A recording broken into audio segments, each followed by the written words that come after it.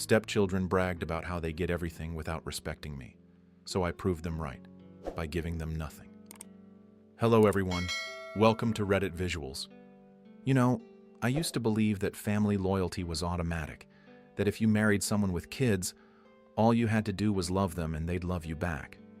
I learned the hard way that some people, especially entitled stepkids, can be colder than strangers. I'm a 42-year-old man and I've been married to my wife, Linda, for almost 8 years.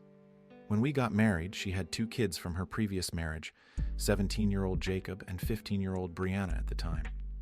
Their father is still in the picture, but let's just say he's more like a Disney dad. He swoops in for the fun stuff and leaves all the hard parenting to someone else. That someone else, apparently, was me. From day one, I tried to step up. I paid for family vacations, birthdays, and even upgraded them to a bigger house so each kid could have their own room.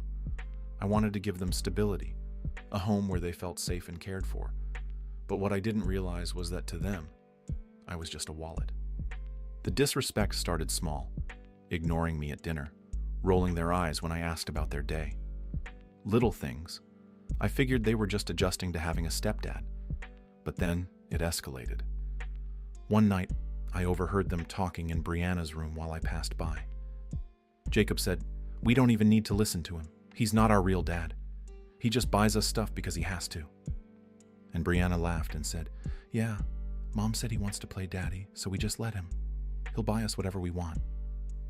I froze in the hallway, holding a basket of laundry, feeling like I'd been punched in the gut. All the effort, all the kindness, the money spent, just for them to mock me behind closed doors. But I didn't confront them that night.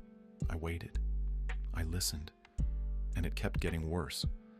I started noticing the way they bragged to their friends. They'd invite people over and say things like, "Oh, we always get what we want. Mom and her husband just pay for everything." One of Brianna's friends even asked me at dinner once, "So, is it true you bought Brianna a car just so she'd like you?"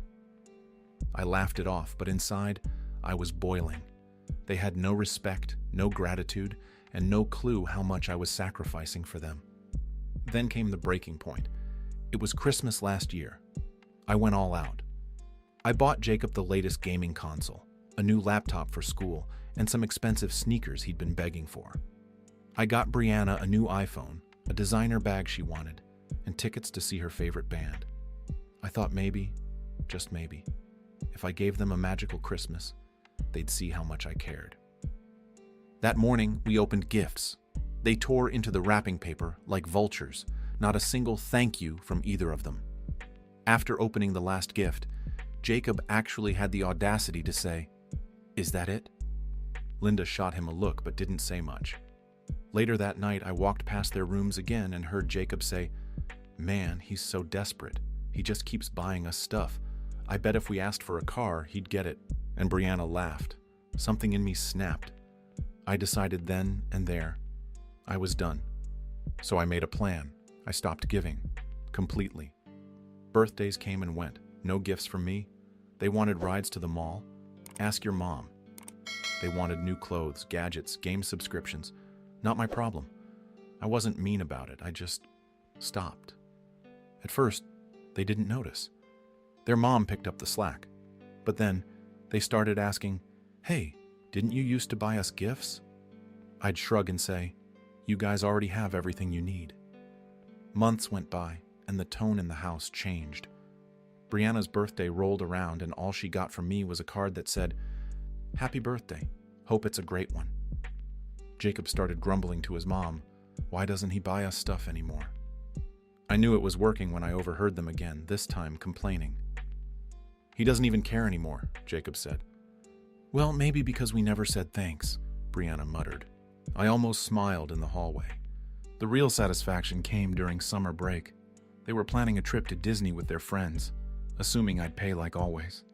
They even bragged to their friends at school that I'd cover the tickets and hotel. When they came to ask, I simply said, "Oh, I'm not paying for that. I thought your dad was taking you." The silence was glorious. Jacob stammered, "But you always pay for trips." "Yeah," I said, "but I realized something. Respect goes both ways. You guys made it clear I'm not your dad. And if I'm not family, then I guess I don't need to fund your vacations." The look on their faces, pure shock. They couldn't believe it. Brianna actually started crying. Jacob stormed off, slamming his door. Linda tried to mediate, but I told her calmly, "I've done more than enough. They need to learn that gratitude matters." They definitely didn't go on the trip. Their dad refused to pay, and I sure wasn't going to bail them out.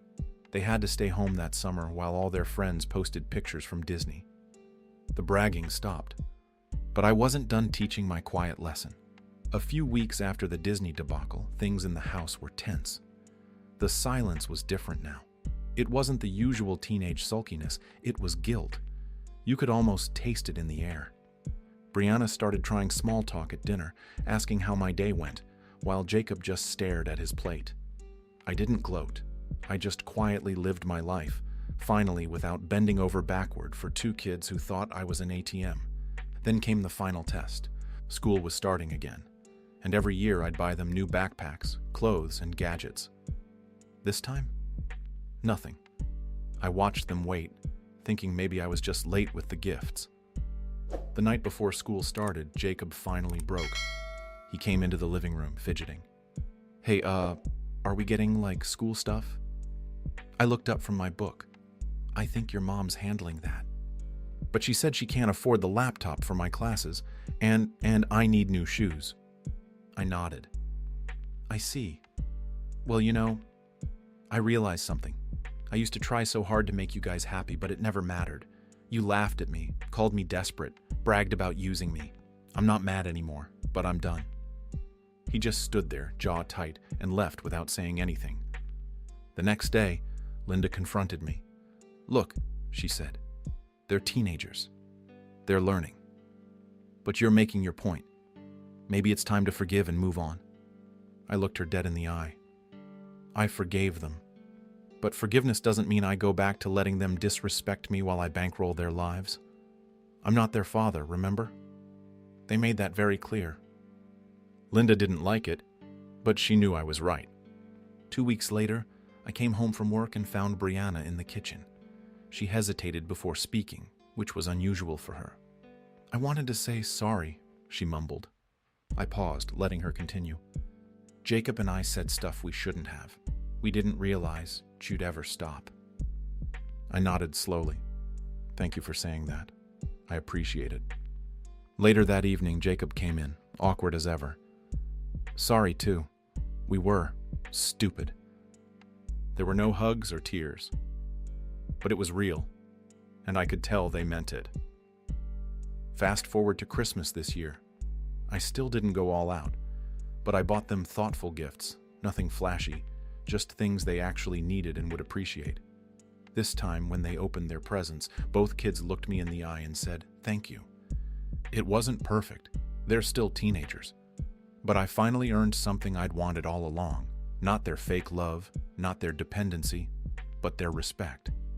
And honestly, that felt better than buying them 1,000 gadgets ever could. So, was I the a-hole for proving my stepchildren right by giving them nothing until they learned some respect? What would you have done in my situation? Drop a comment below. I really want to hear your thoughts. And if you enjoyed this story, please like and subscribe. It really helps the channel grow.